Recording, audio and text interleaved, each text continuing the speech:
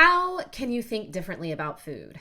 Today, we are going to talk about just this question. I'm Haley, head coach over here at MyBodyTutor. I'm here today with Adam, the founder of MyBodyTutor, and we are going to help you figure out ways to think differently about food. And we're going to talk about why that's important.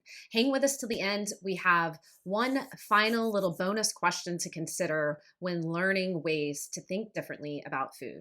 So, Adam, why don't you start us off? Give us your first way of changing our thoughts around food. Yeah, so the first question, and I think questions are so powerful because they can help us change the way we think, which is the whole idea here, right? So the first question I like to ask um, is, am I using this food or am I eating this food? Am I using this food or am I eating this food?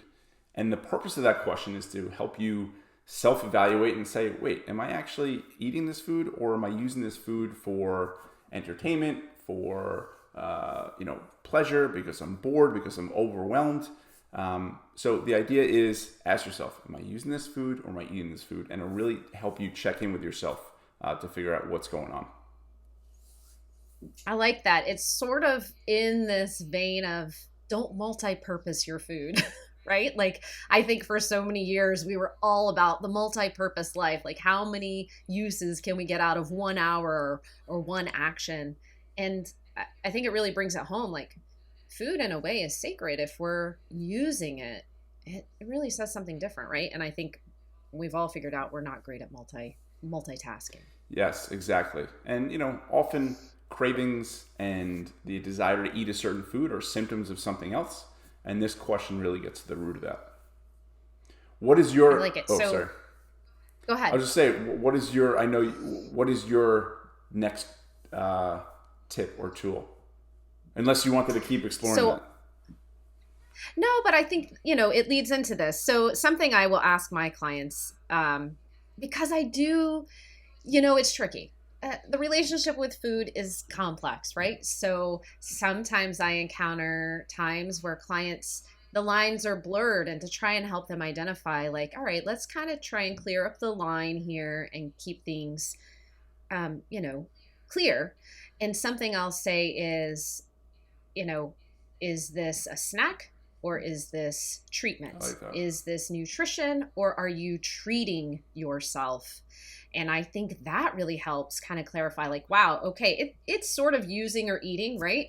Um, but I really like that because treatment means you're addressing something, right, that maybe food isn't meant to be addressing. I like that a lot because it's, food is ideally meant for solving hunger. Of course, it can be pleasurable, but if you're treating something else because your boss is driving you crazy, or your kids are driving you crazy, or you're just, overwhelmed or lonely or disappointed, whatever the feeling is, that is more so a treatment than you just solving hunger. Yeah, I think that's really good. Yeah. And the cool thing about, I think, identifying that is like, okay, if I'm using food, there it is, as a treatment, okay, well, treatment, there's a lot of ways we can treat ourselves, whether we're feeling down or we're looking to feel up, right? Or we are feeling up. Maybe we're celebrating and we want to treat ourselves to some fun, some pleasure, right? So that opens up like a whole spectrum of things we can do. Whereas food, like you said, at its core is really about fueling our bodies, providing nutrition, things like that. Yeah, and I think an important thing to remember also is like food has never made us feel the way we want to feel, right? If anything, it makes us not feel, it numbs us out, but it actually never makes us feel the way we want to feel. So, I think a big, a time we often use food is when we're overwhelmed, right? And eating it doesn't make us feel less overwhelmed; it just makes us not feel anything. Um, and remembering that it never makes us feel the way we want to feel, it helps because it's like, well, what actually makes you feel less overwhelmed? For me, it's making a list. For me, it's, looking at my calendar, it's setting aside time. Like you could really get down into it in terms of what can actually make you feel less overwhelmed. And of course, if you're eating because you feel overwhelmed and you work on feeling less overwhelmed, the cravings are actually going to subside, right? They're going to go away when you actually deal with the root cause. Right, because they're just a symptom of something that's asking for your attention. Exactly, exactly. So, okay, we got those two questions out of the way. Eating or using. Uh, nutrition or treatment. And so you have one more to share with us. Yeah, I love the idea of this idea of fact versus fiction, right? And so often our eating is, we create these stories, we create these judgments, we create these opinions of ourselves. And the idea is, let's just say you have some cookies, right? The fact is you had some cookies.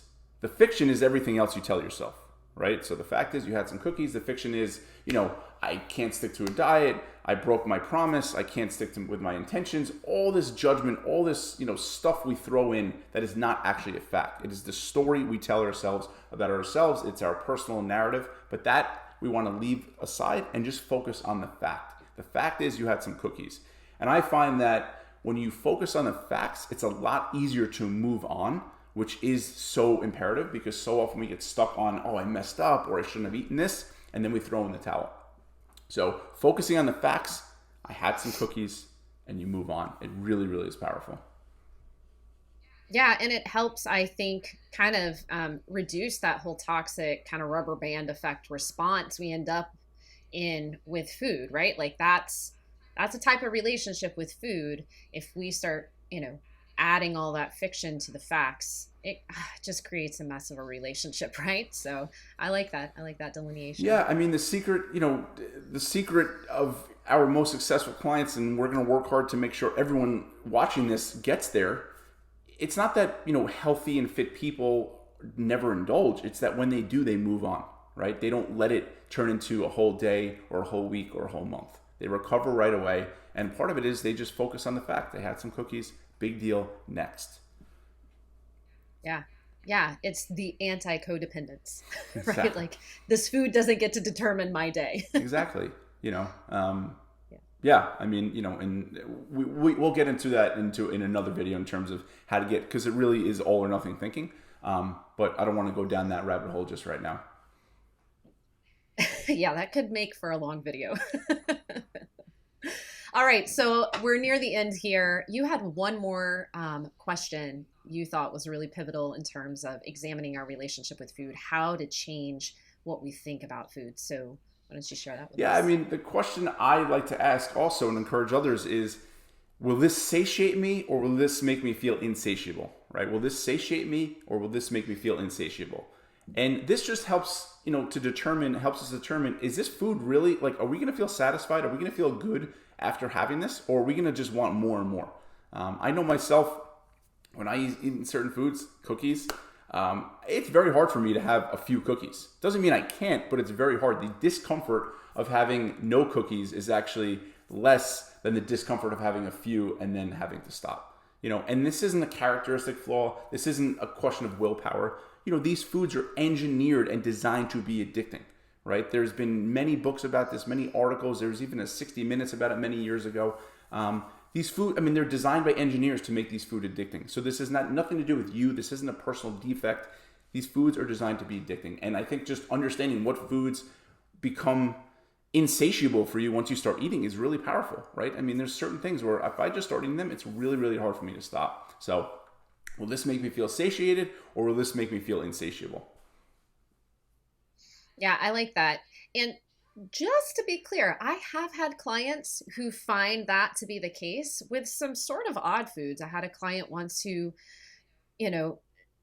reported feeling that way with Brussels sprouts. So it really could be any food, but certainly there are those foods that I think we all know exist in our pantries, or maybe we don't bring them home, that we have a harder time regulating. But it could truly be anything. And I think the bigger point is, it's a behavioral thing, right? If we know it's a slippery slope, don't step on that slope.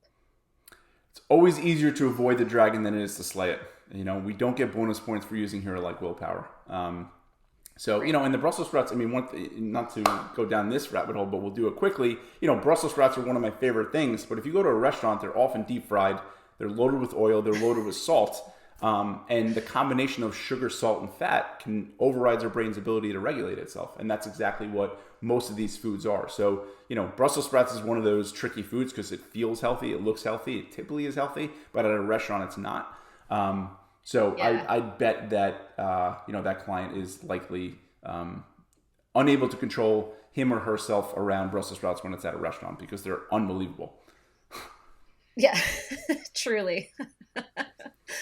All right, Adam. Well, thanks for sharing all of your good Thank questions. you. Guys, thanks for watching, and we'll see you next time. Hey guys, thanks for watching. If you liked that video, check out the link for another great video right here. And if you're having trouble staying consistent, if you feel like you know what to do but just can't seem to do it, I invite you to check out our coaching program. It's in the link below. We offer one-to-one accountability, coaching, support. I know you're going to love it, and let's go. Together we can make it happen.